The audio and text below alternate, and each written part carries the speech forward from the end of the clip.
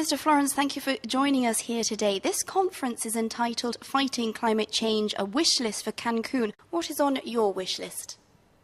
Talk realistic with the other member states. I think we have to realize a little bit more why we failed in Copenhagen. And Copenhagen is not failed because the figures were wrong. Copenhagen was failed about the whole climate was complicated. The attitude we have had between the member states were not very helpful. There was a big lack of trust. There were not a good education how we negotiate with each other, and the people don't like it. And are you confident that we will get a legally binding agreement in Cancun, especially when there's still a lot of divide between the developing and developed countries and arguments going on? Yeah, that's a good point. Developed or not developed country. The G77 countries are not a stable bloc. There are a lot of different countries. For example, Mali or Burkina Faso or China. That's not the same. We can't speak with them about the same contract. So now finally I believe that in Cancun the targets are not in the biggest focus. In Cancun we have to organize our structure. And if we know where the structure is, how the negotiation track's gone, then I think we will have a contract in South Africa later on, 1 year later.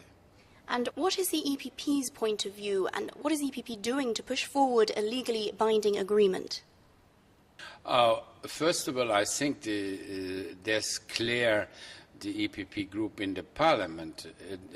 We stay to our 20%. We have already fixed it in our climate change packet, and there's no doubt we stay to that. And do you think that the EU should stick to its goal of reducing CO2 emissions by 30% by 2020, even if the major emitters don't come with us?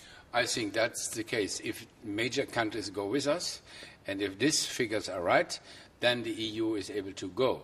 But we don't go by 30% without condition. We have to keep in our mind that competitive is not a dream, it's a reality. And so we have to organize a fair competition for our industry. I think for the PPE it's very important that our strategy is not to punish any country. Our strategy is to have more efficiency policy, sustainability policy, and keep the living standards on the same level or better.